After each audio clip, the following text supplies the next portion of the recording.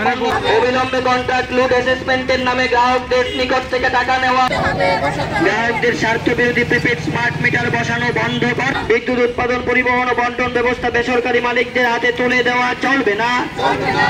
আমরা আজকে ৬ দফা দাবিতে ত্রিপুরা ইলেকট্রিসিটি কনজিউমার অ্যাসোসিয়েশনের পক্ষ থেকে আমরা এখানে একটি বিদ্যুৎ দপ্তরের সামনে একটা বিক্ষোভ সভা করছি।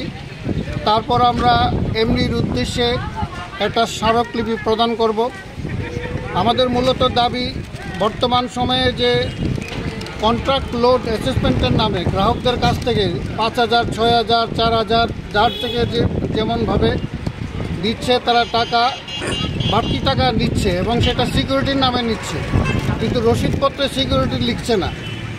ফলে এই অন্যায়ভাবে এটা দেওয়া বন্ধ করতে হবে। কারণ আমি যখন বিদ্যুৎটা নেই তখন আমার যে ছিল এবং বর্তমানে আমি এখন হয়তো কিছু বাড়িয়েছি, কিন্তু আমার তো প্রতি মাসে আমি বাড়তি টাকা তো দিচ্ছি। আমার বিল হয়তো কেউ ৪,০০০, ৫,০০০, ৩,০০০ যার যেমন উঠছে দিচ্ছে। ফলে দপ্তরের কাছে প্রত্যেকের কাছেই আছে যে কে কত বিদ্যুৎ কনজিউম করছে।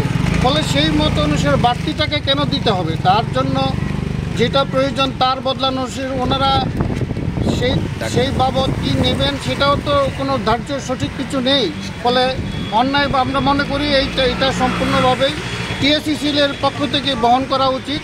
আমরা তার জন্য এটা বন্ধ করতে বলছি এবং তার পাশাপাশি সর্বনাশা যে স্মার্ট মিটার, সে স্মার্ট মিটার বন্ধ করতে আমরা বলছি। যে প্রিপেড স্মার্ট মিটার, সেটার মূল উদ্দেশ্য হচ্ছে বিদ্যুৎকে সম্পূর্ণভাবে বেসরকারিকরণ করে দেবে।